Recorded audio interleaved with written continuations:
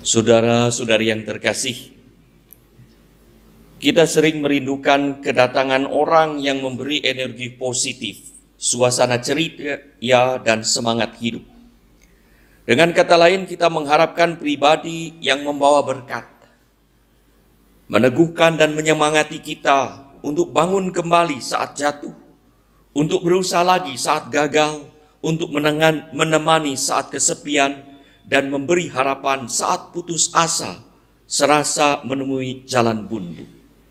Itulah hidup Santo Barnabas, yang arti namanya adalah anak penghiburan, anak yang memberi semangat, yang perkataan dan perbuatannya membuat orang hidup dan mengalami terberkati. Barnabas adalah orang baik, penuh dengan Roh Kudus dan iman. Ia seorang kaya baik rohani maupun materi, hingga mampu menghibur orang dengan nasihat rohani dan donasi materi. Ia menjual miliknya untuk komunitas dan memberikan dirinya untuk pelayanan. Ia menerima Paulus yang bertobat dan membawanya kepada para rasul. Ia diutus para rasul ke Antiokhia membawa sukacita, hingga mereka untuk pertama kali disebut Kristen. Barnabas menjemput Paulus di Tarsus dan membawanya ke Efesus, ke Antiokhia. Barnabas yang terhormat dan terpandang di kalangan umat hingga selalu disebut pertama Barnabas dan Paulus. Kalau ikuti kisah-kisah para rasul, Barnabas, Paulus, Barnabas, Paulus. Ia membimbing Paulus hingga Paulus menjadi lebih besar dari Barnabas.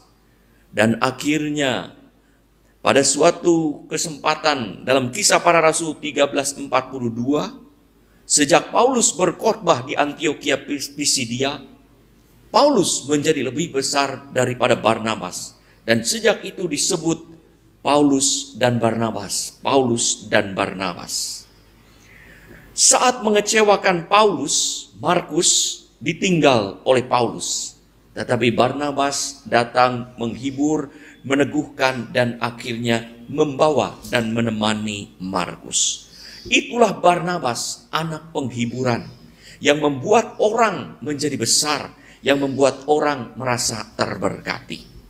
Saudara-saudari yang terkasih, Yesus mengutus para murid untuk praktek menjadi anak penghiburan, yang membagikan berkat secara cuma-cuma, menyembuhkan orang sakit, membangkitkan orang mati, mentahirkan orang kusta, dan mengusir setan-setan.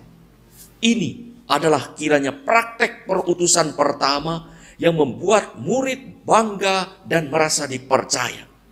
Bisa jadi mereka sebagai orang-orang yang baru, belum 3 tahun dengan Yesus, merasa gaya atau berlaga, karena akan unjuk kuasa yang bisa membuat mereka populer.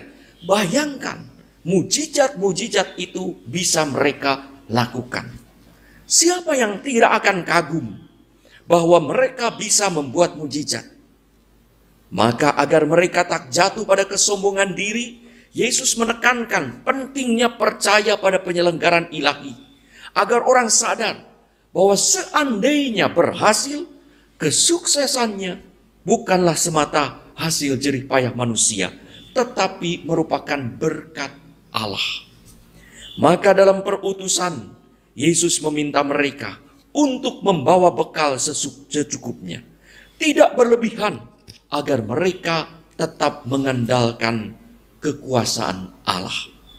Saudara-saudari yang terkasih, situasi hidup kita sering memaksa kita untuk berpikir serasional mungkin, berencana seprofesional mungkin. Maka kita mengandalkan sarana duniawi untuk mengejar cita-cita dan mimpi kita. Jika tidak hati-hati, kita bisa terjebak pada urusan duniawi belaka hingga lupa pada penyelenggaraan ilahi. Dalam keadaan itu kita mudah tergelincir hingga mengejar keberhasilan tanpa peduli pada nilai dan etika Kristiani, mencari keuntungan yang membabi buta tanpa malu pada sesama dan tanpa takut kepada Tuhan. Semoga harta dan sarana, serta kepintaran dan keahlian kita, yang kita miliki, kita gunakan sesuai dengan maksud Allah, demi kesejahteraan manusia dan kemuliaan Allah. Disitulah kita bisa menjadi anak penghiburan seperti Barnabas, yaitu orang yang menjadi berkat bagi sesama. Marilah kita berusaha keras, tetapi juga berdoa dengan tekun, agar tak lupa diri bahwa apa yang kita miliki dan nikmati adalah berkat Allah yang juga harus membawa penghiburan bagi sesama.